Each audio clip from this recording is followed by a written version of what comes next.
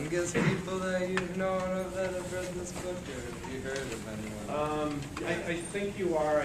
There was one other 8th grade I knew of, Dinah, read this book, but I don't think I've seen it read at a level where yeah. And as I said, I'm really impressed.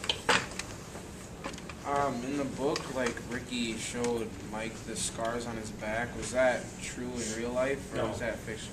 No, that was fiction. I did that because there was no build-up. When the reality of this was, this little boy had moved in across the street, and he'd been over to our apartment a couple of times to read comics.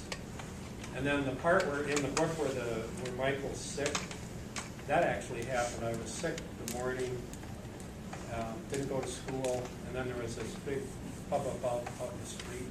I didn't go outside as Michael does in the book, but I found out afterward what had happened, and it was really jarring psychologically. Did you go to college? Yeah, we did. We actually did. I don't recommend. Well, you can't really do it anymore because they have unibody construction, so there aren't bumpers. You know, the bumper used to stand out as a metal piece that stood out away from the car, so you could run up and hook your hand on the bumper and slide behind it. And it was fairly dangerous because you could have a car suddenly stop, or you could hit a dry path on the street. But yeah, we used to do that. That's what it said. And I had a neighbor lady said to me, "Did you do that when you were a kid?" And I said, "We did." And she said, "That's dangerous." Believe it or not, I did that. No, you know you're old when. Sorry?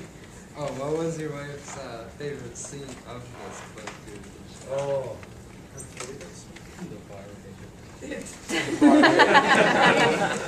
Okay, I was gonna say I was expecting it to be the bar. I think she liked the scene where Ricky finally opens up to his mother and tells her. Do you realize that it's different and it's not normal?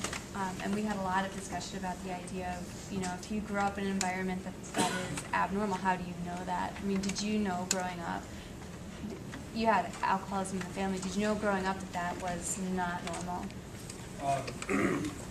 Well, I did, but that's a really good point because as an adult, and I don't want to get too far into my own life, but as an adult, I did end up with some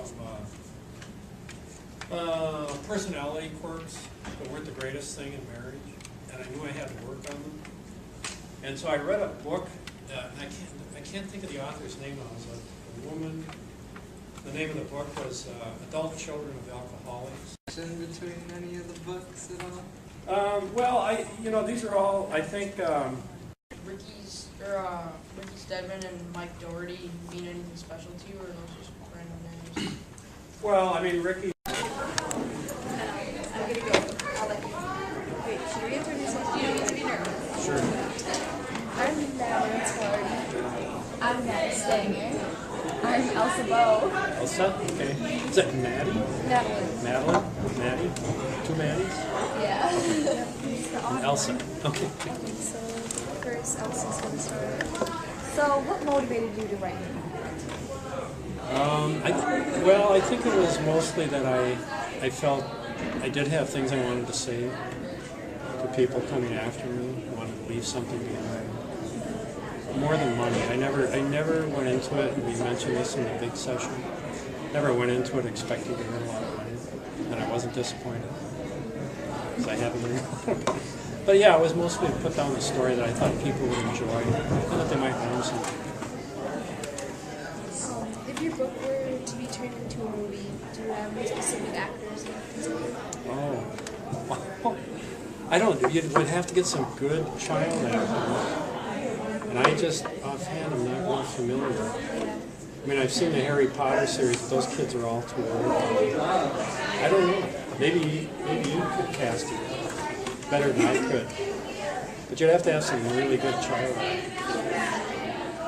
From the big session, you were saying that you look like the actor Robert De Niro. Oh, really? No. No, Robert De Niro? I'll take that as a compliment. Do you wish you'd actually made money on these books? Well, it'd be a nice side benefit. Yeah, it would be. I've made a little bit off the ebook. They just put it out as an ebook this past year, and I got some royalties off that. But I never, my expectations were realistic. I didn't go into it expecting to earn a lot. Most books don't. The huge bestsellers you hear about, the #1 Times book list, I didn't expect that to happen. So. Are there any parts of the book that you wish added back to the book or taken out, like larger parts, or just like tweaked to make it less horrific? Well, I actually was pretty happy with how it ended up, and as I mentioned in the larger session, I had complete control over what was in the book. I mean, they couldn't take anything out or put anything in unless I approved it. So I was fairly happy with how it came out.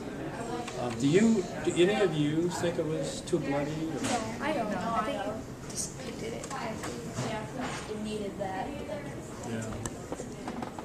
Did your motivation to get your psychology degree, did the book have anything to do with that, or the experiences? Well, I think my degree in psychology and also the work I did for Social Security helped in the sense that I had seen a lot of disability applications from people with mental illnesses, and so I think it enabled me to portray it fairly accurately. I mean, I think it helped with the realism of the book, so that when you read it, it strikes you as true and not something that's just simply created, not accurate to reality. Did you ever do further research into schizophrenia? No, other than at work, reading a lot of cases. When I started with Social Security, I was an examiner. And so I used to have to process claims and read the medical records and then make a decision as to whether or not they were capable of working. And so that background, I think, helped me, although it wasn't exactly a study in mental illness, but a lot of background reading actual cases. We were wondering how long you were in the Navy and how it benefited you. Well, I did 2 years active duty in Morocco, North Africa. And I did 2 years drill time and 2 years standby, so 6 altogether. And then 1 ready reserve, so 7 years, but just 2 on active duty. I think it helps bring discipline into life. And I still have friends today from when I was in the Navy. I have friends that I'm still in contact with. I just vacationed with one a year and a half ago over in Wisconsin. So it was a good experience. Okay, so in the epilogue you said that you visited the town you lived in. Do you regret that you went back then? Actually, in the end, when he goes back to the old neighborhood and walks around the neighborhood, I didn't really do that. There was no real pact in life. I think that was just a device for the book. But when they did the magazine article for Minneapolis St. Paul, Bill Swanson wanted to walk in that area where the neighborhood had been. So we went down there. We went down there on a Friday afternoon, I think it was. And we walked along Franklin Avenue past where the Franklin Theater had been. It doesn't exist anymore. And over to the Chef Cafe on Chicago and Franklin. And then down Elliott Avenue as far as we could go until we got to the freeway, and then it stops and there's a chain link fence and you can't go any further. So he and I did that walk that's created in the book fictionally. We did it in reality. But anyway, it was interesting to go back and see the old neighborhood when it's left. Did you go back and visit like photographs? Oh, Rodriguez's drugstore? See, that was taken out by the freeway. When the freeway came through, it took out Rodriguez's drugstore, Niles Bar, Alvinson's Mortuary. All those businesses were taken out. But those all really existed. There was an Alvinson's Mortuary, Rodriguez's drugstore. So in the book, like in real life, Ricky or Jim, or someone's name was, he never told you about that. Is that what happened? What you told your parents? Yeah, no, that was fictional too. Yeah. As far as I know, this little boy, and I knew him for just a brief time, not the full year that's portrayed in the book. And as far as I know, there was no abuse really, and then suddenly she just one day killed. Nobody saw it coming. So there was no forewarning. I mean, you have that foreshadowing in the book. And I could ask you this question: did you, when you read the book, were you surprised at what happened? Did you see it coming? Did you think? Did you warn us about like the disease and like what things it might cause her to do? Yeah. Yeah, we kind of had some like background. Yeah. So you weren't totally shocked?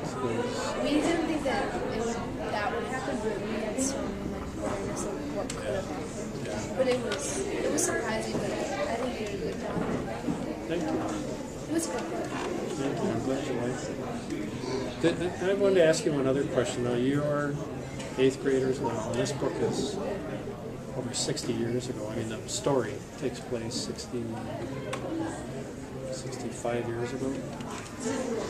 Is it still something you can identify with and it's real to you, or is it so out of touch? I mean, there's no TV, there's no computers, there's no cell phones. I mean, it's really a completely different culture, it seems. But it still works for you, it's still meaningful to you. Yeah, I definitely read enough books that are like that take place like the real. Yeah. So you know, Yeah. you know kind of what it was like and how they adjusted to. And then we probably really thought it was real because it was so and like in the historical time period. Yeah. So it wasn't, okay, that's good to hear. It's nice to hear. Yeah, we had no idea that it wasn't like that most parts of it were fictional. Yeah. I want to know, did the scene where you went on the train ride with your dad, is that real? Yeah, I actually used to do that. My father did work for the railroad, and I loved taking those trips with him, and his run was from St. Paul to Fargo. And so I recreated that in the book. In fact, it's interesting you ask that, because before I ever wrote this novel, I was trying to get published writing short stories. And I wrote a short story called Dreams of My Father, and it was this train ride chapter. And I sent it to the New Yorker magazine, and they had it for quite a while, and they ultimately didn't publish it. But they sent it back with a very nice note, and they don't usually send a note, they just send a form. And the note said something like, good story, try us again. But they didn't publish it. And so I didn't submit it to anyone else as a short story, but when I was writing this book, I thought, well, I can fold this into the book as a chapter. So it actually at one time was a standalone short story, and then I put it in the book as a chapter. So you just pulled something out that we didn't get into in the big session.